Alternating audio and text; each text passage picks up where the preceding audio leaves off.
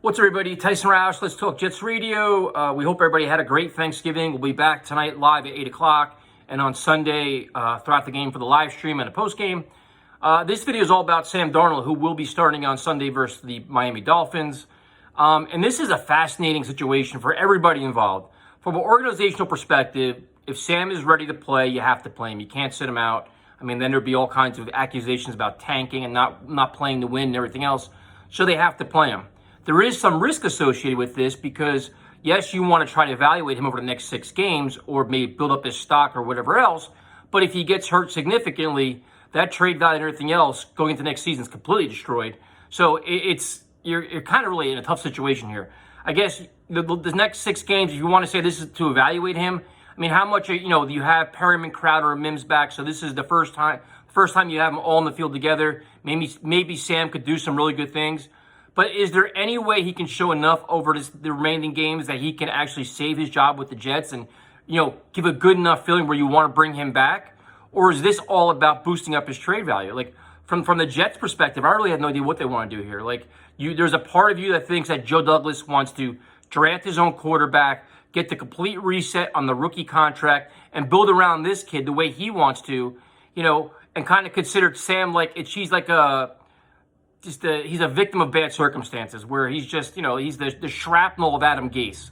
So you don't really know where the Jets stand with this. I still in the back of my mind think that's the way Joe Douglas wants to go. He gets to get his coach, his quarterback, rookie contract, and that's truly his rebuild. So playing Sam on the next 6 games is more of an audition. Hopefully he does good. But then the other thing is, from Adam Gase's perspective, now he's already starting to say, now this is Sam's first look playing with Mims, Perriman, Crowder. Now he can maybe open up his offense like he did with Joe Flacco. He's going to play to win games. He's going to probably show off his offense a little bit, which is great. But how much is Sam really hurt? Can he take that big hit? Do you have to be more conservative to let him get comfortable and just take a couple minor shots to his shoulder to make sure he can handle it and play with some confidence? Like, a quarterback going in scared of getting hit to not know what happens is not ideal. There's no swagger. I mean, it's such a strange situation. From Sam Darnold's perspective, he wants to prove everybody wrong. Like, listen, I'm not always injured. Like, the rap on him now is injured every year, can't handle this, not tough. Meanwhile, the kid's handled all kinds of adversity. So he wants to come back and prove people wrong. He wants to stand up for himself and say, listen, I can play very well in spite of Adam Gase. Now he has playmakers. He can throw the ball downfield and kind of show some stuff off. So yes, Sam wants to come back to prove that he can, overcome all this nonsense, and maybe he's like, you know what, I want to audition for other teams. So it's just this whole thing is so strange. Then you have the fans. Like, what are we rooting for now? There's a good, I did a poll on our @TalkJetsRadio on Twitter today. What do you want to see from Sam on Sunday? And the common response was play well and lose so we can get the number 1 pick for Trevor Lawrence. That's what everybody's saying. So what happens if Sam throws for 300 yards, beats the Dolphins, and then what? Are people happy? Are they excited for him? Or are they pissed off because you lost the chance to number 1 pick? And it's like, if Sam plays 1 good game, it's great, but you want to see him play 6 great games. To play 1 good game, win the game, and then play like shit for 5 games is honestly, this is one of the strangest situations I think I've been in as a Jet fan in a long time. Because I like Sam Darnold. I do. I'd like to see him play well because he's a good kid and he deserves it. He's been dealt with so much nonsense here. And honestly, he has a lot to prove from himself. Like, Adam Gase has taken a lot of blame for a lot of Sam Darnold things, but I think Sam Darnold as a player hasn't done well either. His mechanics have gone backwards. His fundamental awareness has gone backwards. Like, he's kind of fallen into the trap.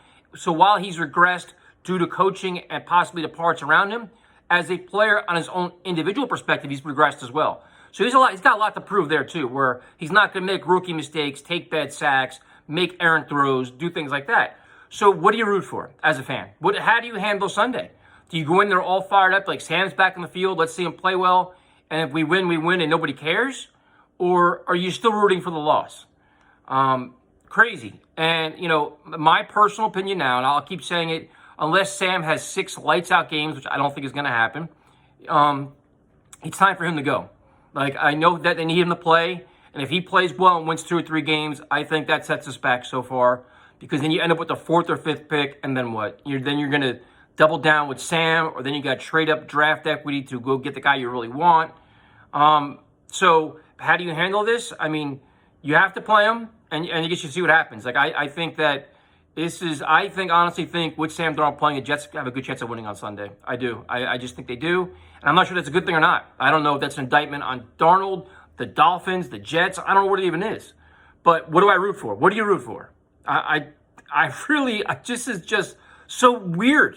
It's so weird that we have a young quarterback that's trying to prove himself, and you're kind of like, all right, man, we're glad you're trying. It's great. It's a valiant effort. Get off the field healthy so we can trade you.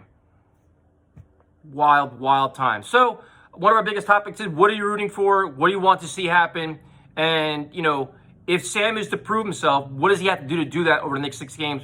Or is it a foregone conclusion that the damage is already done, which I personally believe? Like, I don't think that there's nothing he can do the rest of the season to prove himself. I think he'd be better off playing for the Vikings, the Colts, the 49ers, anywhere else, change of scenery. And they're one of the reasons why I think that, and it's nothing about him. It's, that reset with the next quarterback, get the number 1 pick, the rookie contract, and Joe Douglas can build around him with the coach and everything else.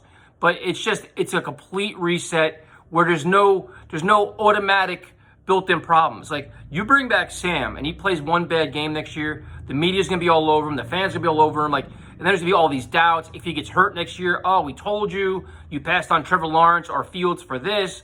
Like, there's already so much built-in already damage on and off the field for Darnold. It's just better to get rid of it all and just really, truly start over. And then if you look at what they say you had Trevor Lawrence, how do you build around him? Well, you already have Mims, you already have Becton. Then those are, a receiver, a building block. You have Crowder. I don't really think Perriman's worth bringing back, but whatever. But you have a blueprint of how you build around them. And your draft and your free agency should be all about that. Offensive linemen, get an elite running back or a top-level running back through the draft, not a free agent, and start it that way. Build up your offense, build up your offensive line, and then that's your vision going forward. I think that Trevor Lawrence would have no problem coming here, especially if Gase is gone. And then you sell them the vision of Becton and Mims and all these other guys, and I think it would be just a smooth transition.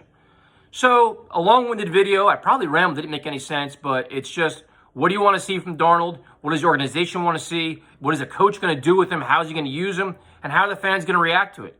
I mean, if Gase doesn't open up the offense for him, to play a quarterback that is hurt to the point where you're scared of using him is stupid. Then you should be playing Flacco or Morgan. If you're going to play him, let it fly and see what happens. So, we'll see. Never a dull moment with this team. It's crazy that we're going into a game that Sam Darnold's starting, hoping for a loss, and not really sure what we're rooting for with him, other than getting out of the game healthy. So I'll talk to you next time.